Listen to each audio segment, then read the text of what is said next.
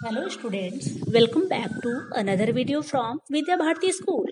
In this video, I am going to teach SST subject of class standard 5th and the topic is lesson 2 measure landform.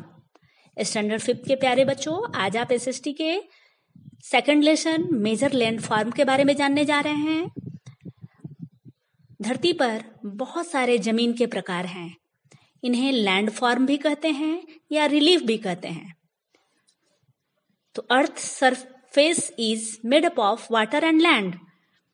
धरती की सतह पानी और जमीन से बनी है। And the land has many landform as mountains, plateau, plains, desert and river. आज इन्हीं के बारे में इस चैप्टर में हम जानेंगे। तो let's start. Earth surface is made up of water and land. धरती की सतह पूरे धरती पर पानी और जमीन है। And 3/4 part means 71% has water. धरती पर 3/4 भाग यानी 71% पानी से घिरा है। एंड 1/4 पार्ट यानी 29% हैज लैंड। और धरती पर केवल 1/4 भाग यानी 29% ही जमीन है। Not uniform at all places. धरती की जो सतह है वो सभी जगह एक समान नहीं है। Some places is high why some is low. कुछ स्थान बहुत ऊंचे भी हैं और कुछ स्थान बहुत नीचे भी हैं। The variation in earth surface create various landform और रिलीफ। और धरती की सतह में इस प्रकार का जो अंतर होता है, इसमें बहुत प्रकार के लैंडफॉर्म बन जाते हैं जिन्हें रिलीफ के नाम से भी जाना जाता है। दे आर माउंटेन्स, पर्वत, प्लेट्यू, पठार, प्लेन्स, मैदान, रिवर्स, नदियां, डेजर्ट, मरुभूमि हैं। Are major landforms. ये हमारे प्रमुख लैंडफॉर्म हैं। तो इन सभी के बारे में हम एक एक कर जानकारी प्राप्त करेंगे। The first of all we learn about mountains. Mountains यानी पर्वत। Mountains are landforms that rises very high above the surrounding area. पर्वत जो होते हैं बहुत ऊंचे भाग होते हैं जमीन के। जमीन से काफी ऊंचा उठा होता है अपने आसपास की जमीन से। Mountains have steep sloping sides and A conical peak.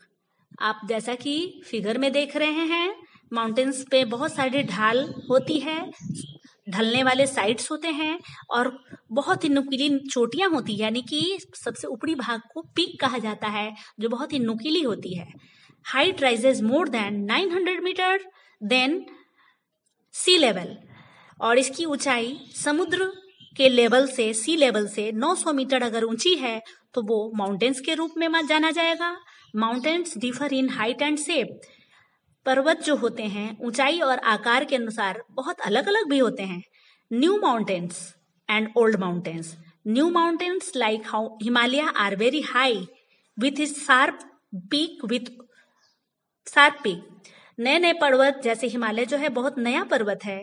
इसकी ऊंचाई बहुत अधिक है और इसकी चोटी बहुत नुकीली होती है। While old mountains Aravalli are shorter in height with rounded peak. लेकिन अरावली जैसे जो पुराने पहाड़ जो है हमारे देश में ही हैं, उनकी ऊंचाई धीरे धीरे कम होती गई है और इनकी चोटियां जो है वो शिखर वो गोल हैं। The mount Everest is the highest peak. और पूरी दुनिया में माउंट एवरेस्ट जो है सबसे ऊंची चोटी है और वो नेपाल में स्थित है। A group of mountains from a mountain range. बहुत सारे ऊंचे ऊंचे पर्वत जो हैं मिल करके श्रेणी बनाते हैं जिन्हें माउंटेन रेंज कहते हैं। For example Himalayan range consist of 3 parallel range. Himadri, Himachal and Shivalik. जैसे हिमालय पर्वत पर 3 पैरेलल रेंजेज हैं जिन्हें सबसे ऊंचे को हिमाद्री, फिर उसके बाद हिमाचल और सबसे दक्षिण में शिवालिक जो सबसे कम ऊंचाई में है उसे शिवालिक कहते हैं। ये 3 रेंजेस हिमालय की है। Importance of mountains. तो पर्वतों के क्या महत्व हैं? तो mountains are rich in flora, fauna and minerals. Mountains पर बहुत प्रकार की वनस्पतियां, बहुत प्रकार के वन्य जीव और बहुत प्रकार के दुर्लभ खनिज भी पाए जाते हैं। Thinly populated. Mountains are thinly populated due to shortage of flat land and difficulty in transportation. पर्वत पर चूंकि जमीन जो होती है चपटी नहीं होती है, इसलिए फ्लैट लैंड नहीं मिल पाता है, इसलिए वहाँ बहुत कम आबादी है, वहाँ बहुत कम लोग रहते हैं, क्योंकि ट्रांसपोर्टेशन यानी आवागमन में उन्हें बहुत ही कठिनाइयाँ होती हैं। Mountains act as a natural barrier against cold and hot wind. पर्वत जो होता है एक प्राकृतिक रूप से अवरोधक होता है, जो दूसरी ओर के आने वाले या बाहर से आने वाले ठंडी और गर्म हवाओं को वो रोकता है। जैसे हमारा हिमालय पर्वत मध्य एशिया से आने वाले ठंडी हवाओं को रोकता है और दक्षिण के सागर से उठने वाले गर्म हवाओं को, मानसूनी हवाओं को रोक करके बारिश भी करवाता है। Cool climate attract tourist in summer. चूंकि पहाड़ों पर जैसे जैसे ऊंचाई बढ़ती है वैसे वैसे वातावरण ठंडा होता है, मौसम क्लाइमेट ठंडा होता है, तो वहाँ टूरिस्ट यानी पर्यटक गर्मियों में घूमने आते हैं। And the second is plateau. Plateau यानी पठार। Plateau is a highland with A flat top. Plateau यानी पठार एक भी जमीन से काफी ऊंचा भाग होता है, नोन एज टेबल लैंड, जिसे टेबल लैंड के नाम से भी जानते हैं, क्योंकि उसका ऊपर शिखर जो है नुकीला नहीं होता है, टेबल की तरह चपटा होता है, इसलिए टेबल लैंड भी कह सकते हैं। It's side have steep slope, लेकिन इसके साइड से बहुत ही तीखे स्लोप्स होते हैं। Some plateau are large extended hundreds of kilometre. कुछ पठार तो बहुत बड़े हैं जो 100 किलोमीटर से भी ज्यादा दूर दूर तक फैले हैं। For example, plateau of Tibet is highest and largest. Tibet का जो पठार है बहुत ऊंचा और बहुत बड़ा है, इसीलिए उसे संसार की छत, रूफ ऑफ द वर्ल्ड भी कहते हैं। In Deccan plateau is the largest in India. और दक्कन प्लेट्यू यानी दक्षिण भारत का जो पठार है वो भारत में बड़ा है। बहुत सारी नदियां भी प्लेट्यू से निकलती है। For example, Mahanadi, Krishna, Godavari, Kaveri river flow through Deccan plateau. दक्षिण का जो दक्कन का जो पठार है उससे महानदी, कृष्णा, गोदावरी, कावेरी जैसी बड़ी नदियां निकलती हैं। Some plateau are rich in minerals. कुछ प्लेट्यू पे खनिज पदार्थ बहुत ज्यादा समृद्ध होता है, जैसे Chota Nagpur plateau rich in coal, bauxite, manganese, iron और कॉपर इटीसी। छोटा नागपुर के पठार में कोयला, बॉक्साइट, मैंगनीज, लौह अयस्क, तांबा आदि बहुत आयत से मिलता है। Mining is important occupation in the plateau. इसीलिए यहाँ खनन यानी पहाड़ों को खोद करके वहां से मिनरल्स को निकालना यहाँ का मुख्य पेशा होता है। सम प्लेट्यू हैव डीप कैनन। कुछ प्लेट्यू जो यानी पठार जो हैं वहाँ गहरी खाइयां होती हैं। ग्रैंड कैनन इन कोलोराडो, यूएसए। और सबसे बड़ी खाई अमेरिका में कोलोराडो में है, जिसको ग्रैंड कैनन कहते हैं। And the third is plains. Plains यानी मैदान। Plains are low land extend over thousand of kilometer. मैदान बहुत ही नीची जमीन होती है जो हजारों किलोमीटर तक एक समान रूप से विस्तृत होता है। Most plains are form by rivers. ज्यादातर जो मैदान है वो नदियों द्वारा लाई गई मिट्टी के द्वारा बना है। For example, northern plains of India form by Ganga and their tributaries. हमारे उत्तर भारत का जो मैदान है वो गंगा और उसकी सहायक नदियों के द्वारा लाई गई मिट्टियों से ही बना है।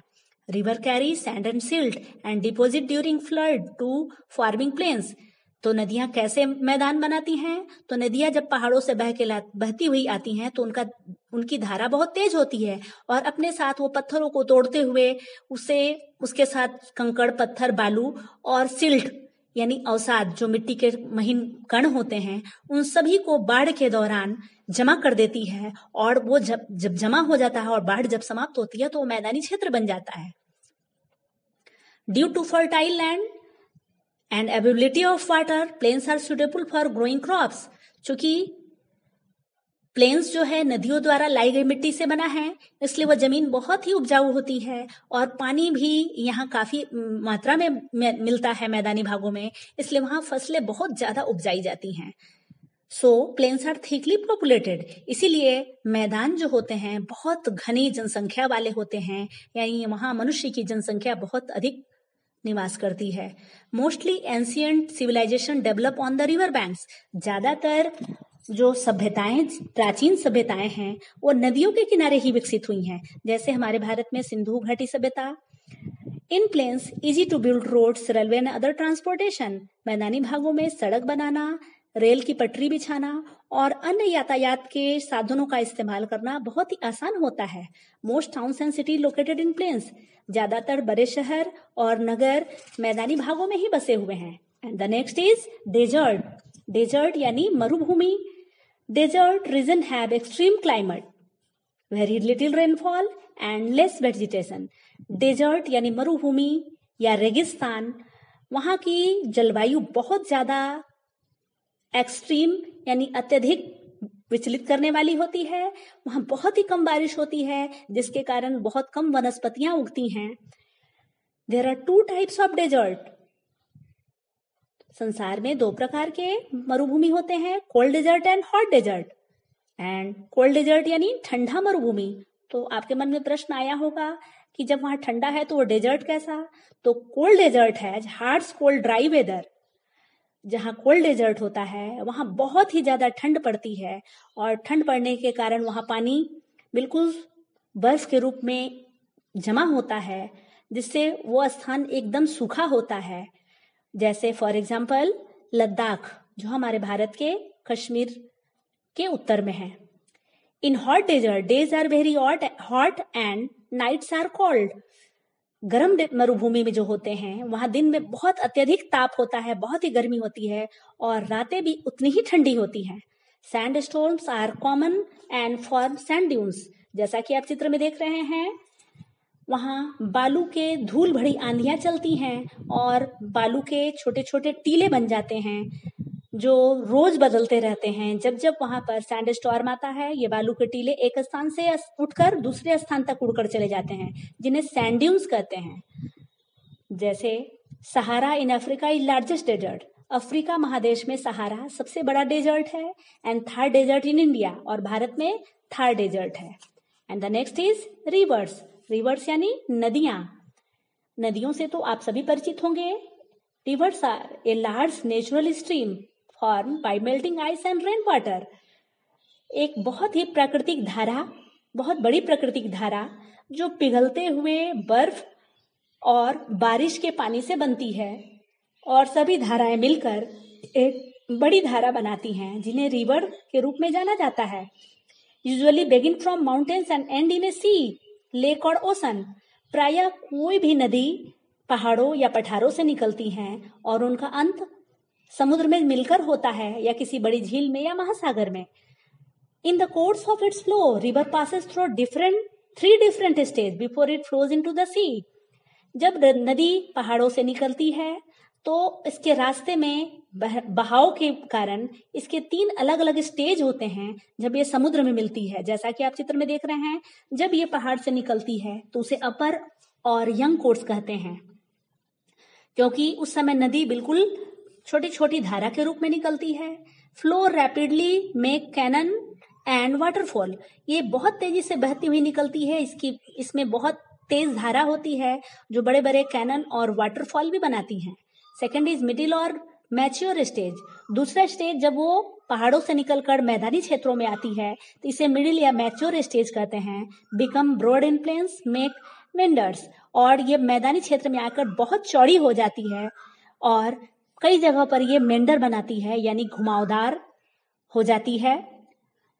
And third course is lower और ओल्ड स्टेज। तीसरा जो है, जब वो समुद्र में मिलने वाली होती है तो इसकी चाल बहुत धीमी हो जाती है, क्योंकि नदियों के द्वारा बहाकर लाए जाने वाले सिल्ट एंड सैंड उसके साथ बहुत मात्रा में आ जाते हैं, जिसके इसका प्रवाह धीमा हो जाता है। Speed slow before entering the sea. और समुद्र में घुसने से पहले इसकी स्पीड बहुत कम हो जाती है, मेक्स डेल्टा। और जब ये समुद्र में मिलने वाली होती है तो त्रिकोण आकार का डेल्टा बनाती है, जहां वो अपने सिल्ट आदि जमा कर देती है। इस प्रकार आपने अपने लेसन मेजर लैंड फॉर्म के बारे में पढ़ा और जाना। Thank you.